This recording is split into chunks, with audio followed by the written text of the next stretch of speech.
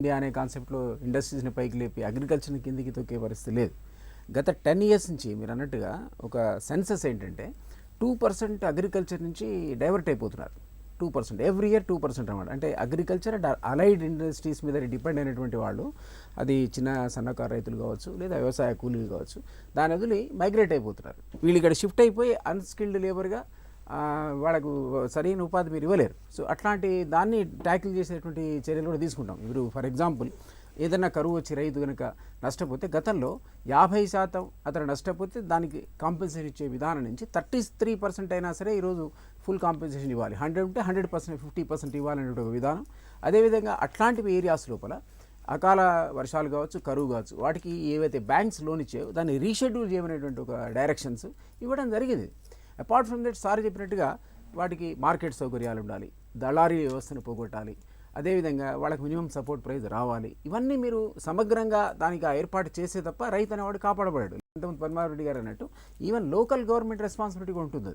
ఒక్క మాట దిలీప్ గారు చెప్పినట్టుగా వ్యవసాయ రంగం జాతీయ ఆదాయంలో వాటా తగ్గిపోతున్నప్పుడు ఎన్నో సర్వేల్లో 150 మంది రైతులు అవకాశం వస్తే వ్యవసాయం వదిలేసి పోతారనుకుంటున్నప్పుడు 30 ఏళ్ల లోపల ఉన్నటువంటి ఒక యువకుడు ఒక యువతి కూడా వ్యవసాయ రంగంలో నిలదొక్కుకోనప్పుడు జనాభా పెరుగుతున్న దేశంలో అంటే అర్థమేమిటి? మనం వ్యవసాయాన్ని వేరుగా పరిశ్రమ వేరుగా చూడడం అనేది ఇది రాజకీయ కుత్సిత రాజకీయాలకు పనికొస్తుంది తప్ప దేశ ప్రయోజనాలకు పనికిరాదు.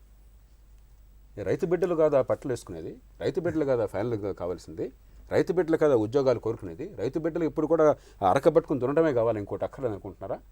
మనం నిష్కర్షగా ఈ మాట మాట్లాడుకోవాలి. ఈ దేశంలో ఒక హిపోక్రసీ, ప్రజల్ని మోసం చేసేటువంటి ఒక దుర్మార్గపు ధోరణి వచ్చేసింది. పరిశ్రమలకు రండి అని చెప్పంటే వ్యవసాయం వద్దని ఎవరైనా అన్నారా? వ్యవసాయం కావాలా, పరిశ్రమలు కావాలా, సేవారంగం కావాలా? మంచి డాక్టర్ లేకుండా మీకు బతుకు నడుస్తుందా? అంటే మంచి డాక్టర్ కావాలంటే మంచి చదువు వద్దనా? మంచి చదువు కావాలని చెప్పంటే మంచి భోజనం వద్దనా? మంచి భోజనం కావాలంటే మంచి బట్టలు వద్దనా? అన్నీ కావాలి జీవితంలో. కాబట్టి ఈ వికృతమైనటువంటిది ఈవేళ ఈ ప్రభుత్వం నిజానికి ఇందాక కుటుంబరావు గారు ఎవరు అన్నారు గతంలో విధానం కొన్ని కొనసాగించాను కాదు, 195 విధానాలు గతంలో విధానాలే. గతంలో చెప్పి చేయలేదు, ఇప్పుడు చేస్తున్నారు.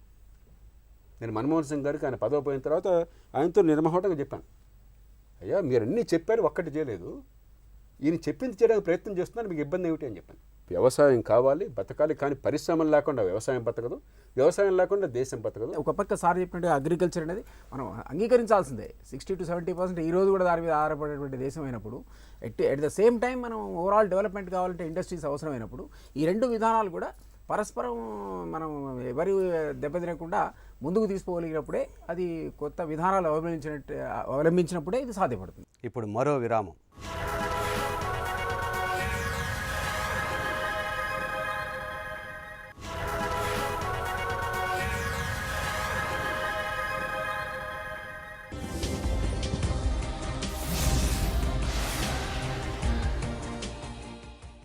కుటుంబరావు గారు, మొత్తం మీద దేశంలో నిరుద్యోగ సమస్య తీవ్రంగా ఉంది.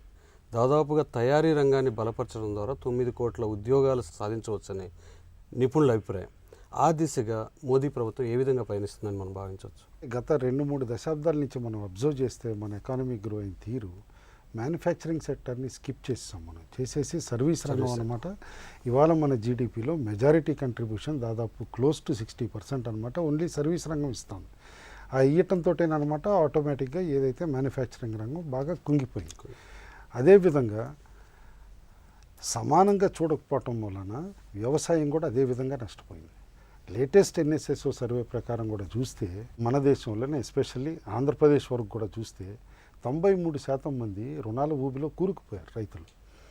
ఇంకొక సర్వేలో చూస్తే అసలు 30% ఆఫ్ ది రైతులు కూడా వాళ్ళ కుటుంబంలో ఎవరైనా తిరిగి వ్యవసాయం చేయటానికి ఒప్పుకోవట్లేదు, ఉండకూడదు, వ్యవసాయం నుంచి వెళ్ళిపోవాలి అన్న దీనికి తీసుకొచ్చారు.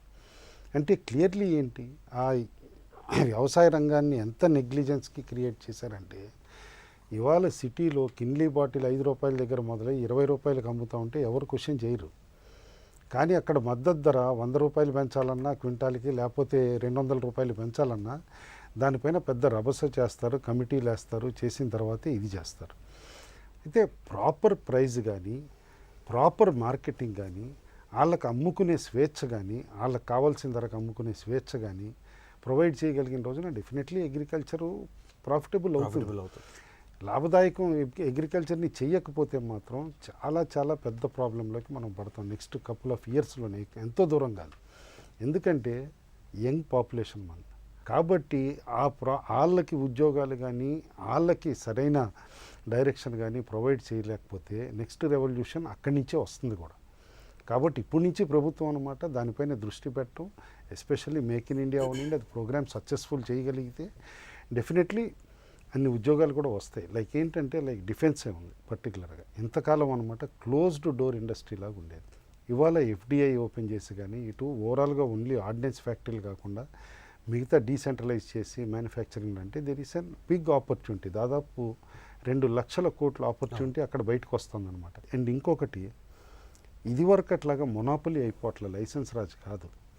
ఇవాళ లైక్ మనం కామర్స్ వచ్చింది, ఖచ్చితంగా డిజిటల్ ఇండియా ఉండండి, టు ఎండ్ లాస్ట్ మైల్ వరకు అనమాట కనెక్టివిటీ తీసుకెళ్తే కానీ కొత్త ఆపర్చునిటీస్ కూడా ముందుకు వస్తాయి. డెఫినెట్లీ ఉద్యోగాలు ప్రొవైడ్ చేయటం, నేను అనుకోవటం 9 కోట్లు ప్రొవైడ్ చేయటం కాస్త ఓవర్ అంబిషియస్ టార్గెట్ అయినా ఖచ్చితంగా మ్యానుఫ్యాక్చరింగ్ రంగానికి ఊతం ఇవ్వగలిగితే నెక్స్ట్ 1-2 ఇయర్స్లో చాలా ప్రోగ్రెస్ అవుతుంది. పద్మనాభరెడ్డి గారు, మొత్తం మీద ఈ గత సంవత్సరపు పాలన పరిశీలిస్తే వివిధ దిశల్లో మోదీ ప్రభుత్వం ఏ విధంగా వెళ్తుందో అర్థమవుతుంది. ఈ దిశను బట్టి రాబోయే 4 సంవత్సరాల పాలన ఊహించుకుంటే ప్రజా జీవితాల్లో మార్పులు ఎలా సాధ్యమవుతాయంటారు? స్ట్రాంగ్ గవర్నమెంట్ ఉంది, గట్టి నిర్ణయాలు తీసుకుంటున్నారు కూడా. తప్పకుండా ఇప్పుడు ప్రజలకు కావాల్సింది ఆ జీడిపి 7 నుంచి 8 పోయింది అని కాదు. ప్రజలకు కావాల్సింది మార్కెట్లో కొద్దిగా అందుబాటులో ధరలు ఉండాలి.